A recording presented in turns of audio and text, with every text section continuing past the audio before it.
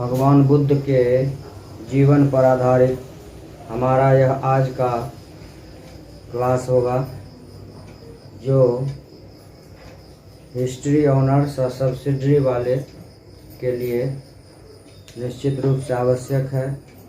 12वीं कक्षा के लिए भी यह वीडियो बहुत ही महत्वपूर्ण है। आइए हम भगवान बुद्ध के जीवन क्रम के बारे में जानते हैं। सबसे पहले भगवान बुद्ध का जीवन क्रम, इनका जन्म 563 ईसा पूर्व में हुआ था।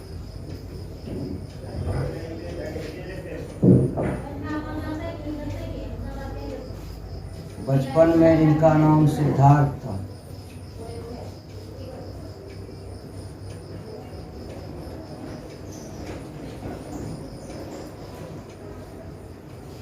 इनके माँ का नाम था महामाया।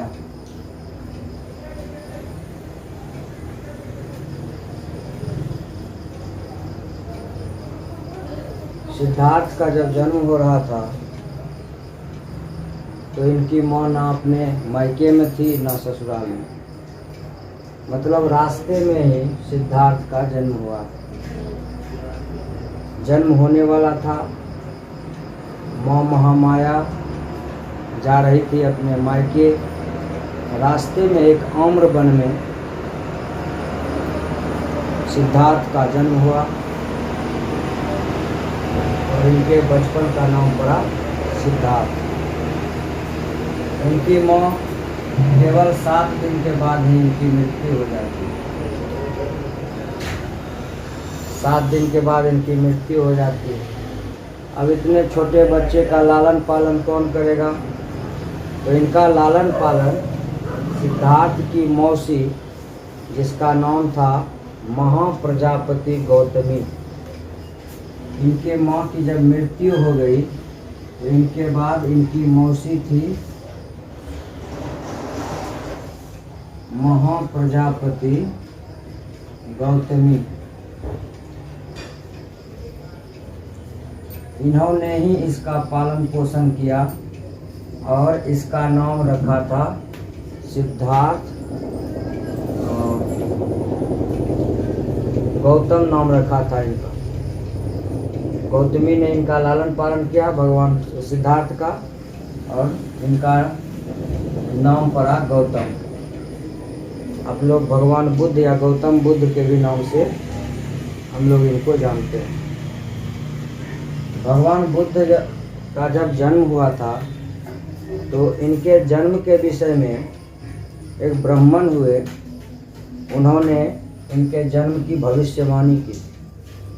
भविष्यवाणी में उन्होंने कहा कि यह जो शिशु है, यह जो आपका संतान है, इसमें 2 लक्षण मैं देख रहा हूँ। अगर यह राजा बनेगा तो महान चक्रवर्ती सम्राट बनेगा। अगर यह सन्यासी बनेगा तो यह महान सन्यासी बन जाएगा। इनके पिता को चिंता हुई कि हो न हो, देखते हैं।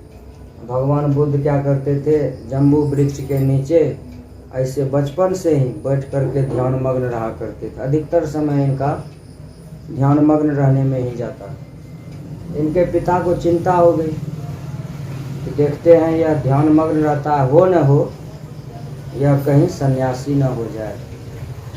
इसलिए इनके पिताजी ने इनका विवाह मात्र 16 वर्ष की आयु में कर दिया। 16 वर्ष की आयु में भगवान बुद्ध का विवाह कर दिया।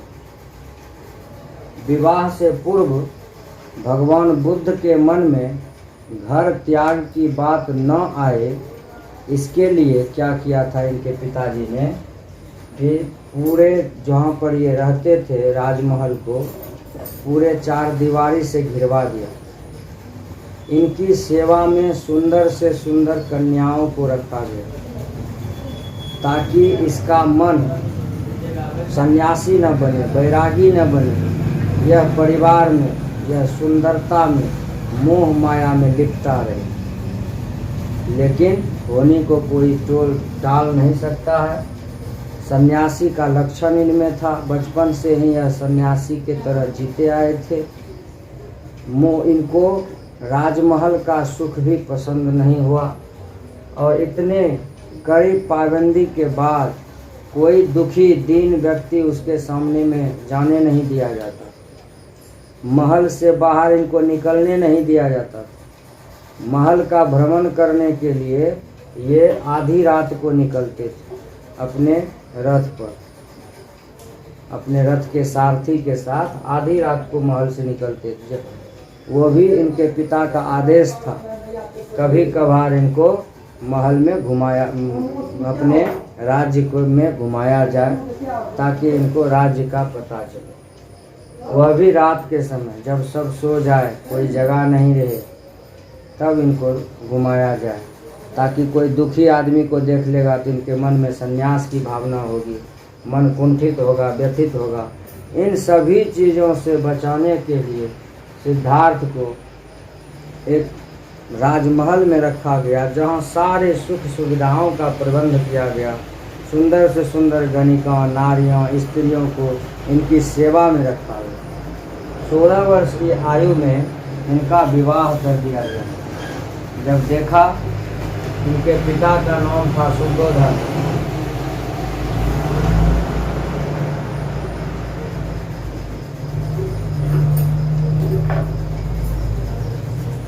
शुद्धोधन ने जब देखा कि मेरा बेटा अधिकतर ध्यान मग्न रहता है, तो यह सन्यासी का लक्षण देख करके शुद्धोधन ने इनका विवाह 16 वर्ष की आयु में कर दिया। और वह जिस लड़की के साथ इनका विवाह हुआ वह कोलीय वंश की राजकुमारी थी। कोलीयगण जिनके साथ सिद्धार्थ का विवाह हुआ उनका नाम था यशोधरा। प्रसिद्ध नाम यही है यशोधरा। इसके बाद इनको गोपा के भी नाम से पुकारा जाता है, गोपा। यशोधरा का ही दूसरा नाम है गोपा। बिंबा भी कहा जाता है इसको, बिंबा। और इन्हीं का नाम है भद्रा कात्यायनी।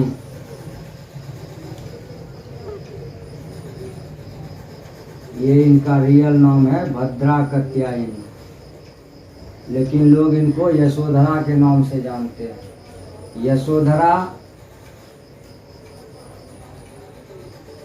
ये कोलीयगण की राजकुमारी थी। 16 महाजनपद में देखे थे आप लोगों ने कोलीय वंश। कोलीय वंश की राजकुमारी थी, या कोलीय गण कहिए, गण या वंश। इसकी राजकुमारी थी यशोधरा, बहुत सुंदर। उनके साथ सिद्धार्थ का विवाह कर दिया गया। वो भी सिद्धार्थ ने अपने मन से इनको चुना। जैसे सीता माता का स्वयंवर हुआ था तो उनमें धनुष टूटने की प्रतिज्ञा थी। यहाँ कई सुंदर से सुंदर राजकुमारियों को एक साथ लाइन में खड़ा किया गया और सिद्धार्थ को कहा गया कि इनमें से तुमको जो पसंद हो तुम उसे चुन लो, उसके साथ तुम्हारा विवाह होगा। तो सिद्धार्थ ने यशोधरा को चुना और ये यशोधरा कोलीयगण की राजकुमारी थी। 29 वर्ष तक, 16 वर्ष में इनका विवाह हुआ और 28 वर्ष तक ये पारिवारिक जीवन में रहे, मतलब 12 साल। पारिवारिक जीवन इनका रहा 12 वर्ष। 12 वर्ष तक ये परिवार में रहे। एक पुत्र की प्राप्ति हुई। पुत्र का नाम था राहुल। जब विवाह हुआ सिद्धार्थ का तो इन्होंने कहा कि आज मैं एक माया के बंधन में बंध गया। इसी बीच एक बार ये राजमहल से बाहर निकले रात्रि में घूमने के लिए, और वह 4 दृश्य जो सिद्धार्थ ने देखा वह उसके जीवन का एक नया मोड़ पैदा किया, और जिस दृश्य के बाद सिद्धार्थ ने यह मन में प्रतिज्ञा किया कि संसार में बड़ा दुख है और इस दुख का उपाय मुझे ही ढूंढना पड़ेगा। इसलिए सिद्धार्थ घर त्याग करने का सोच लिए थे मन में। वह 4 दृश्य कौन कौन से थे? 4 दृश्य जो सिद्धार्थ को घर त्यागने पर मजबूर किया, वह 4 दृश्य था। एक पहला सबसे जर्जर व्यक्ति, वृद्ध। रात के मौसम में वह अपने रथ पर चढ़ करके निकले।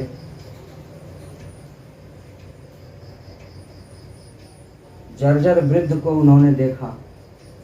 पहली बार उन्हें यह पता चला, अपने सारथी को पूछा कि ये कौन है? कहता ये जर्जर वृद्ध है, मतलब पूरा बूढ़ा। जर्जर मैंने पूरा बूढ़ा, कमजोर वृद्ध है।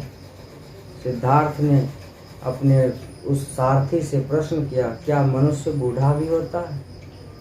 पहला दृश्य था जो सिद्धार्थ को झकझोर कर रख दिया। दूसरा दृश्य था रोगग्रस्त व्यक्ति।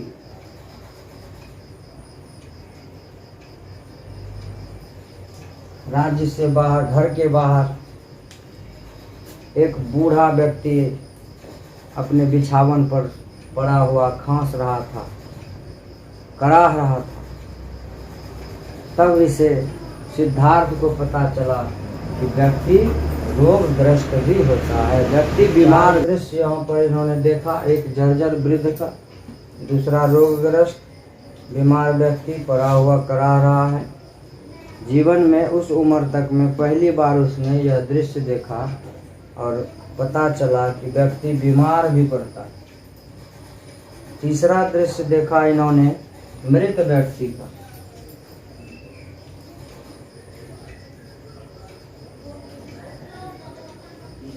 इन्हें यह पता चला कि व्यक्ति की मृत्यु भी होती है। अभी तक ये इन बातों से अनजान थे कि आदमी बूढ़ा भी होता है, आदमी बीमार भी पड़ता है, आदमी की मृत्यु भी होती है।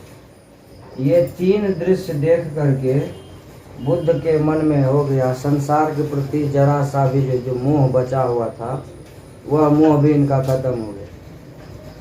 मतलब इनको संसार से विरक्ति हो गई। क्या करेंगे ऐसे संसार में रह करके, जहाँ सिर्फ दुख ही दुख है। हम राजा हैं, राजा के पुत्र हैं, हमको सुख है, लेकिन दुनिया का तो सब लोग दुखी है। और एक दिन हम भी बूढ़ा होंगे। राजा है तो क्या हो गया, राजकुमार है तो क्या हुआ, एक दिन हमको भी बूढ़ा होना है, एक दिन हम भी बीमार पड़ेंगे और एक दिन हमारी भी मृत्यु होगी। इसके दिमाग में सेट कर गया और ये मोह माया से परे होकर के बंधन से मुक्त होना चाहते थे। चौथा दृश्य था सन्यासी का। सन्यासी को देखा इन्होंने, एकदम मस्त मौला होकर के गाते हुए घूम रहे हैं, भ्रमण कर रहे हैं। इनके दिमाग में आ गया कि सन्यासी ही सुखी है, इसलिए मैं भी सन्यासी बन जाऊंगा और इन सारे दुखों से मुझे मुक्ति मिल जाएगी। दिमाग में यह बैठ गया।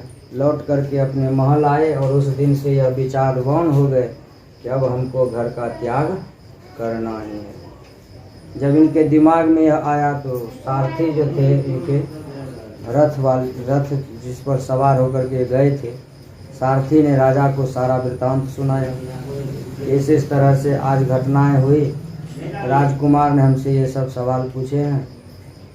तो इनके पिताजी के मन में डर हो गया कि अब लगता है कि यह सन्यासी निकल जाएगा या घर छोड़ करके चला जाएगा। तो उन्होंने भव्य समारोह रखा, गणिकाओं का नृत्य करवाया। संयोग से जो गणिकाएं सब थी वह रात में नृत्य कर रही थी और इन्हें नींद आ गई सिद्धार्थ को। जब सिद्धार्थ को नींद आ गई थी, वहीं पर सो गए थे और नृत्य चलता रहा।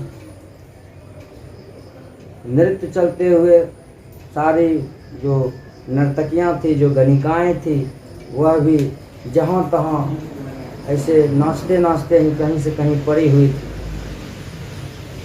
सब एकदम खर्राटा ले रही है, कोई किधरों पड़ी हुई। तो सिद्धार्थ का नींद खुला अचानक रात में, देखते हैं चारों तरफ का दृश्य बड़ा भयावह दृश्य लगता है। जब वह नृत्य कर रही थी सज सवर करके, तो देखने में तो सब एकदम सुंदर थी, लेकिन जब अभी उसका दृश्य देख रहा है, एकदम विकृत कुरूप रूप दिखाई दे रहा है। कोई ऐसे अर्धनग्न है, किसी का वस्त्र शरीर पर नहीं है, वे एकदम जैसे तैसे पड़ी हुई है, एकदम भयानक खर्राटा ले रही है। ऐसे ऐसे जब दृश्य सिद्धार्थ ने देखा तो इसके मन में इस संसार के प्रति घृणा पैदा हो गई। जो संसार बाहर से देखने में इतना सुंदर लगता है, वह संसार की रियलिटी है, वास्तविकता ये है कि जो सुंदर दिखने वाला, ये जो चेहरे मोहरे को सुंदर बना करके हमारे सामने प्रस्तुत होता है, उसकी वास्तविकता ये है। गणिकाएँ जो अभी हमारे सामने नृत्य कर रही थी कुछ देर पहले, देखने में इतनी सुंदर थी, अभी वही गणिकाएँ जमीन पर पड़ी हुई है और विद्रूप लग रही है, देखने में विकृत लग रही है, जिसे देख करके डर लग रहा है। एकदम जोर जोर से खर्राटे लग रही है, अर्धनग्न स्थिति में पड़ी हुई है, किसी के केस बिखरे हुए, किसी के कपड़े बिखरे हुए। यह दृश्य देख करके सिद्धार्थ के मन में वैराग्य की भावना जग जाती है और 29 वर्ष की अवस्था में ये घर छोड़ करके निकल जाता है। भगवान बुद्ध के बारे में हम लोग देख रहे थे, इन्होंने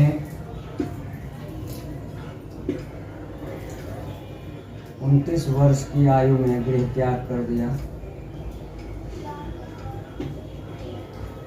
गृह त्याग का कारण हम लोगों ने देखा कि 4 दृश्य उन्होंने देखा। 3 दृश्य में संसार के से उनका मोह भंग हो गया, और एक सन्यासी को देखा तो उनको लगा कि सब दुनिया में सबसे सुखी यह सन्यासी ही है, इसलिए अब मैं भी सन्यास लूँ, यानी गृह त्याग करूँगा और इस संसार के इस दुख से, परेशानी से निवृत्ति चाहता हूँ। 29 वर्ष की आयु में ये घर छोड़ दिए। जब ये घर से निकले तो रास्ते में इनको 2 आचार्य मिले। एक थे अलार कलाम और दूसरे थे रुद्रक रामपुत्र।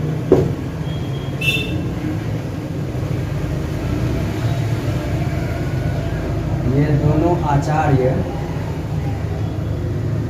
इनको मिले, इनके पास गए, लेकिन इनको संतुष्टि नहीं मिली। ज्ञान के लिए ये गए वहाँ, लेकिन इन दोनों के ज्ञान से गौतम बुद्ध को संतुष्टि नहीं मिली। तब ये इन दोनों को छोड़ करके निकले जंगल के तरफ। जंगल में जब ये जंगल के तरफ चले तो वहाँ पर इनको 5 ब्राह्मण मिले जो तपस्या कर रहे थे। उन 5 ब्राह्मण के साथ बैठ करके भी इन्होंने तपस्या की। 5 ब्राह्मण में थे कौंडिन्य,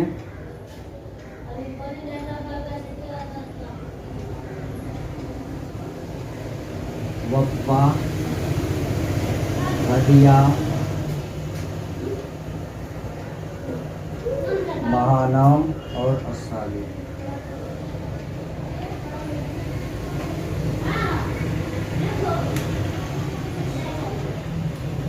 इन 5 ब्राह्मण के साथ मिल करके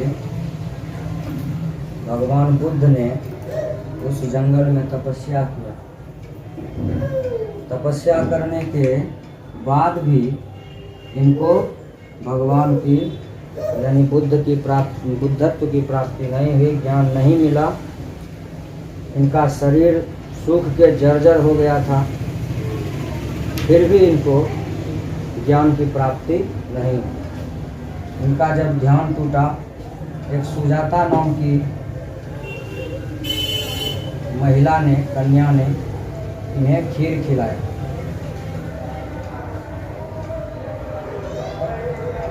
ये सुजाता जब खीर खिलाया तो इन पांचों ब्राह्मणों को यह बुरा लगा कि मेरे साथ बैठ करके तपस्या कर रहा था, अन्न जल त्याग करके हम लोगों को छोड़ करके यह अकेले भोजन ग्रहण कर लिया, तपस्या को छोड़ दिया।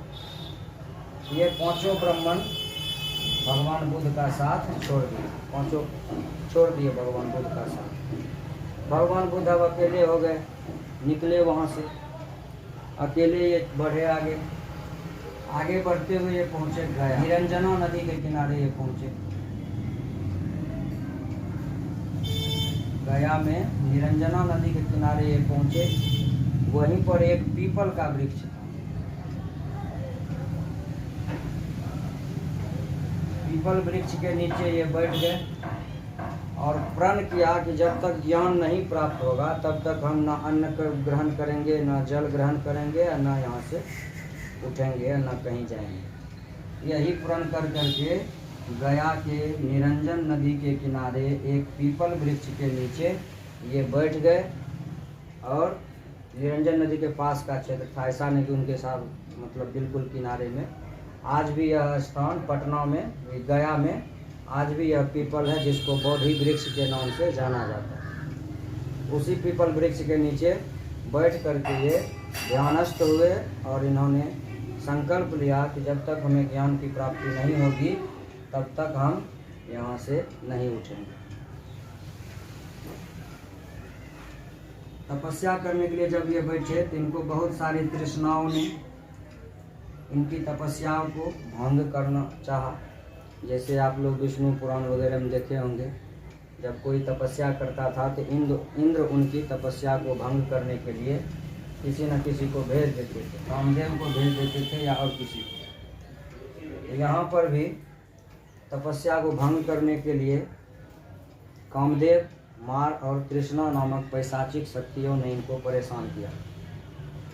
पैशाचिक माने भूत पिशाच वगैरह सब, इनको परेशान किया। जंगल में ये अकेले थे, लेकिन इनकी समाधि को कोई भंग नहीं कर सका। अंत में 8वें दिन जाकर के जब ये प्रण करके बैठे, उससे 8वें दिन इनको बुद्धत्व की प्राप्ति हुई, यानी ज्ञान प्राप्ति। इसी को हम दूसरी भाषा में ज्ञान कहते हैं।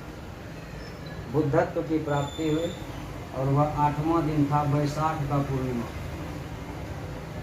वैशाखी पूर्णिमा जिसको हम लोग कहते हैं।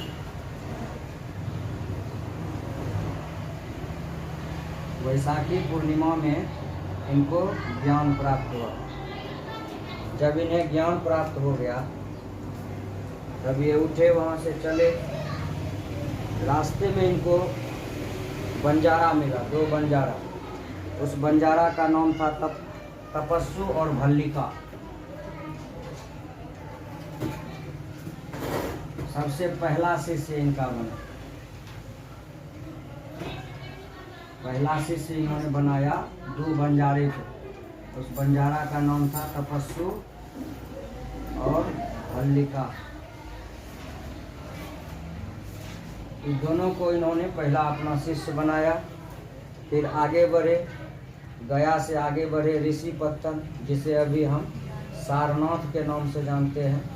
वहाँ पहुँचे तो वही 5 ब्राह्मण फिर इनको मिला, कौंडिन्य, बप्पा, भदिया, महानाव और असावी। ये 4 ब्राह्मण फिर इनको मिले और इन 5 ब्राह्मण फिर इनको मिले और इस 5 ब्राह्मण को इन्होंने अपना शिष्य बनाया। ये 5 ब्राह्मण उरुवेल में मिले थे, उरुवेल में ही ये जंगलों में तपस्या किए थे 5 के साथ बैठ करके। ज्ञान प्राप्त नहीं हुआ तो वहाँ से आगे गया, निरंजन नदी के पास एक पीपल वृक्ष के नीचे बैठ करके ये ज्ञान की प्राप्ति में संकल्प करके बैठे, जब तक प्राप्त नहीं होगा तब तक उठेंगे। 8वें दिन इनको वैशाखी पूर्णिमा के दिन ज्ञान प्राप्त हुआ। तब ये चले, ज्ञान प्राप्त हुआ तो अपने घर के तरफ चले। तो रास्ते में इनको बंजारा मिला, तपस्सु और भल्लिका। इस दोनों बंजारा को इन्होंने अपना पहला शिष्य बनाया। फिर वहाँ से चले आगे उरुवेल फिर पहुँचे। उरुवेल में फिर वही पांचों ब्राह्मण इनको मिला और इसी पांचों ब्राह्मण को फिर अपना इन्होंने ये भगवान बुद्ध के शिष्य बन गए। यही ब्राह्मण था जो भगवान बुद्ध का साथ छोड़ दिए थे और यही पांचों फिर भगवान बुद्ध को अपना गुरु मान लेते हैं और इनका ये शिष्य बन जाते हैं। इन्होंने धर्म उपदेश दिया। धर्म उपदेश माने धर्म का उपदेश। इनके धर्म उपदेश को धर्म चक्र प्रवर्तन कहा जाता है। धर्म चक्र प्रवर्तन, भगवान बुद्ध ने जो धर्म का उपदेश किया उसका नाम है धर्म चक्र प्रवर्तन। सम्राट अशोक ने इसी घटना को शाश्वत रूप देने के लिए, सम्राट अशोक मगध के राजा थे, चंद्रगुप्त मौर्य के वंश में मौर्य शासनकाल में सम्राट अशोक हुए। इन्होंने भी भगवान बुद्ध का धर्म अपनाया था। इससे पहले 16 महाजनपद का जो वीडियो अपलोड हुआ है उसमें बताया गया है, सम्राट अशोक जब कलिंग से युद्ध कर रहे थे तो उसी समय वो पद्मावती के सामने शस्त्र का त्याग करते हैं और भगवान बुद्ध की शरण में चले जाते हैं। सम्राट अशोक भी भगवान बुद्ध के शिष्य थे। इसलिए यह जो घटना घटी पीपल वृक्ष के नीचे जिनको ज्ञान प्राप्त हुआ भगवान बुद्ध को, इस घटना को शाश्वत रूप देने के लिए, इतिहास में इस घटना को जीवित रखने के लिए इन्होंने स्तूप बनाया भगवान बुद्ध के लिए, जिसे सांची का स्तूप भी कहते हैं और भी कई जगह स्तूप बनाया गया। स्तूप का नाम जैसे आए तो समझ जाएंगे यह भगवान बुद्ध से रिलेटेड। अगर मान लीजिए ऑब्जेक्टिव पूछ दिया स्तूप किससे रिलेटेड है, भगवान बुद्ध से। जैसे पिरामिड मिस्र से संबंधित है, उसी तरह स्तूप जो है यह भगवान बुद्ध से संबंधित है। इस 5 ब्राह्मण के अतिरिक्त 5 ब्राह्मण को शिष्य बनाया। इसके बाद इनके बहुत सारे वैश्य भी शिष्य बने, व्यापारी, बनिया वगैरह सब। और इसके बाद शूद्र भी कुछ शिष्य बने।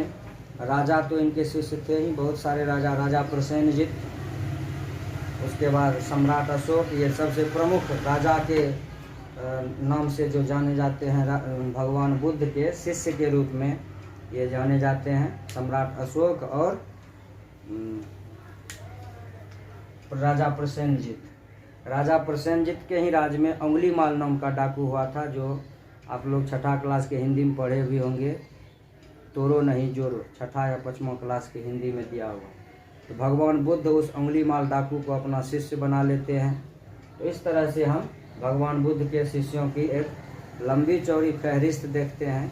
उनका बहुत सारे शिष्य हुए, क्योंकि उस समय वे अपने बौद्ध धर्म के प्रचार प्रसार के लिए तो हालांकि उन्होंने अभी तक कुछ नहीं किया था, लेकिन धीरे धीरे उन्होंने अपने धर्म के प्रचार के लिए संघ का निर्माण किया।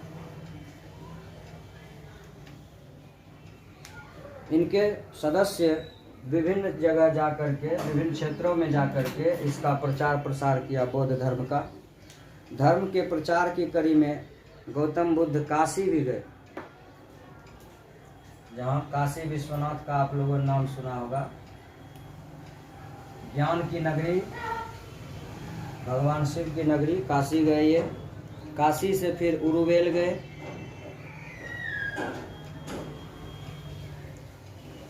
वहाँ पर इन्होंने काश्यप नामक कट्टर ब्राह्मण को शिष्य बनाया। उरुवेल में यहीं पर काश्यप नामक एक और ब्राह्मण था, उरुवेल में ही, एकदम कट्टर ब्राह्मण, जो भगवान बुद्ध को उपदेशों को मानने वाले नहीं थे, उनको भी इन्होंने अपना शिष्य बना लिया। इसके बाद राजगिरी पहुँचे, जिसको आज हम लोग राजगृह कहते हैं, राजगिरी या राजगृह, वहाँ पहुँचे और वहाँ पर इन्होंने सारीपुत्र महामोदग्लायन को अपना शिष्य बनाया। सारीपुत्र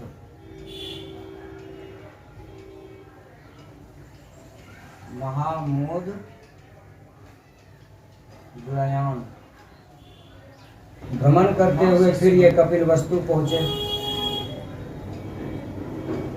कपिल वस्तु में इनकी मौसी, जिसका नाम था महाप्रजापति गौतमी, इसकी मौसी ने ही इसका पालन पोषण किया था। मौसी ने कहा कि मैं भी तुम्हारा आपका शिष्य बनना चाहता हूँ। चूँकि वो ज्ञान प्राप्त कर लिए तो महान पुरुष हो गए, तब तो उनका संबंध एक अलग हो जाता है।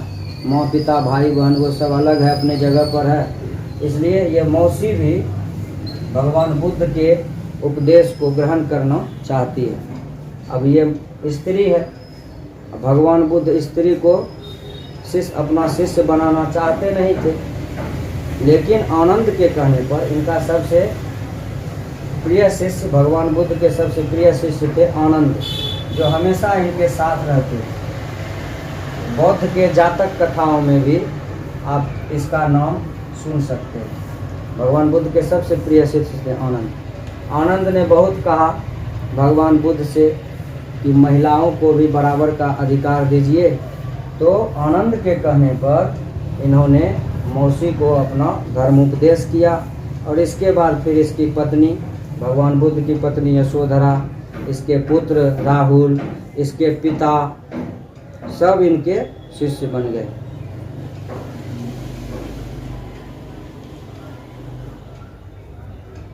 इसके सहयोगी आनंद, अनिरुद्ध जो इसके सहयोगी थे, उपाली आदि ने भी, अनिरुद्ध इनके सहयोगी थे भगवान बुद्ध के, उपाली, इन सभी को इन्होंने अपना शिष्य बना लिया। इनका पुत्र राहुल, पत्नी यशोधरा और पिता शुद्धोधन, इस सब को अपना शिष्य बना लिया। इस सब ने इच्छा व्यक्त किया कि हम भी अब आपके ही शरण में जाना चाहते हैं। ये पिता हैं, पत्नी है, पुत्र है, इनके साथी हैं, ये इनकी माँ स्वरूप मौसी है जिसने इसका पालन पोषण किया। ये सब इनके शिष्य बन गए और भी बहुतों को इन्होंने अपना शिष्य बनाया। जीवन के अंतिम क्षणों में ये पावापुरी में बुद्ध ने चुंद नामक सुनार के घर भोजन ग्रहण किया। चुंद सुनार, इनके घर इन्होंने जीवन के अंतिम क्षणों में पावापुरी, यहाँ पर इन्होंने अंतिम क्षणों में भोजन ग्रहण किया था। इसके कारण वे उदर विकार से पीड़ित हुए। इसके यहाँ जो भोजन किया था, इसी के भोजन को खा करके इनको उदर विकार हो गया। उदर विकार माने पेट में गड़बड़ी हो गया। अब भोजन में कुछ करके खिलाया, कुछ दे के खिलाया, क्या किया। कुछ विद्वानों का मानना है कि चुंद के यहाँ मांस खाने से पेचिश हुई थी। चुंद सुनार के यहाँ भगवान बुद्ध मांस खाए थे, इसलिए उनको पेचिश हो गया। पेचिश कहते हैं उल्टी और दस्त होना। ये उदर विकार से पीड़ित हो गए थे। हालांकि यह माना नहीं जा सकता है, क्योंकि भगवान बुद्ध का उपदेश आप सुनिएगा तो उसमें क्या, अहिंसा परमो धर्म। जब वो अहिंसा पर बल दे रहे हैं तो वह मांस कैसे खा सकते हैं। या हो सकता है उसको मतलब चोरी छिपे, या उनको मतलब होता है ना, छुपा के किसी तरह से उनको खिला दिया होगा, जिसके कारण उनको उधर विकार हो गया और वे पेचिश से पीड़ित हुए। वे इसी अवस्था में कुशीनगर आए। इसी अवस्था में उनको पेचिश हुआ, इसी अवस्था में वे कुशीनगर आए। कुशीनगर आए और यहाँ पर ये 483 ईसा पूर्व 483 ईसा पूर्व, अर्थात इनकी उम्र लगभग 80 वर्ष थी। 80 वर्ष की आयु में इन्होंने अपना शरीर त्याग कर दिया। बौद्ध धर्म में इस घटना को महापरिनिर्वाण कहते हैं। ये जो शरीर का त्याग किया,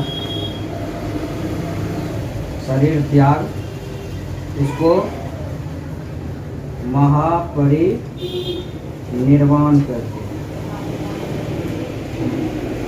शरीर त्याग की घटना बौद्ध धर्म में महापरिनिर्वाण कहलाता है।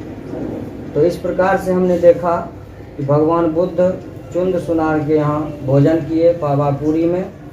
अपने जीवन के अंतिम समय में इनको उदर विकार हो गया, पेचिस नामक बीमारी हुई और ये वहाँ से चले आए कुशीनगर। कुशीनगर में 483 ईसा पूर्व में इन्होंने अपने शरीर का त्याग कर दिया। उस समय इनकी आयु 80 वर्ष थी। महापरिनिर्वाण के पश्चात गौतम बुद्ध के अवशेषों को 8 भागों में विभाजित किया गया। जब इनका शरीर त्याग हो गया तो इनका जो अवशेष था, शरीर का अवशेष 8 भागों में विभाजित किया गया। कहा कि इनके जो शिष्य थे जिधर जिधर, उस सब ने इनके शरीर के अवशेष को 8 भागों में विभाजित कर करके ले लिए और मगध के राजा अजातशत्रु ने इस क्षेत्र के गणराज्य में स्तूप का निर्माण करवाया। मगध के राजा अजातशत्रु।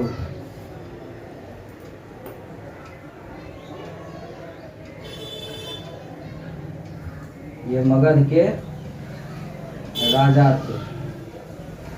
इसी मगध के राजा थे सम्राट अशोक। अजातशत्रु ने यहाँ पर एक बौद्ध स्तूप का निर्माण करवाया और बुद्ध स्तूप निर्माण करके बुद्ध के अवशेषों को सुरक्षित रखा। मगध में ही आज भी यह बौद्ध स्तूप मगध में इसका अवशेष आज भी विद्यमान है। स्तूप बनवाया और यहाँ पर शरीर का जो अवशेष था भगवान बुद्ध के शरीर का, उसको स्तूप बना करके उसमें सुरक्षित रखा गया। स्तूप आप लोगों ने देखा होगा, इस तरह से गोलाकार होता है और यहाँ पर इनके शरीर को सुरक्षित रखा जाता है। ये गोलाकार हो, नीचे कुछ नहीं, यहाँ पर है शरीर।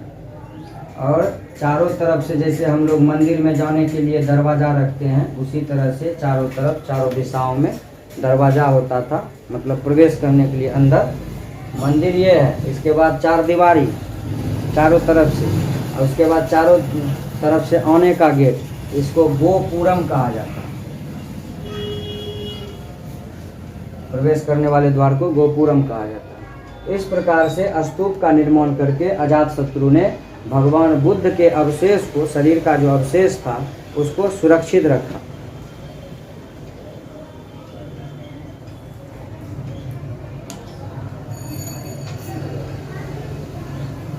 सम्राट अशोक ने भी ईसा पूर्व 3री सदी में बौद्ध धर्म के अनुयायी हो गए।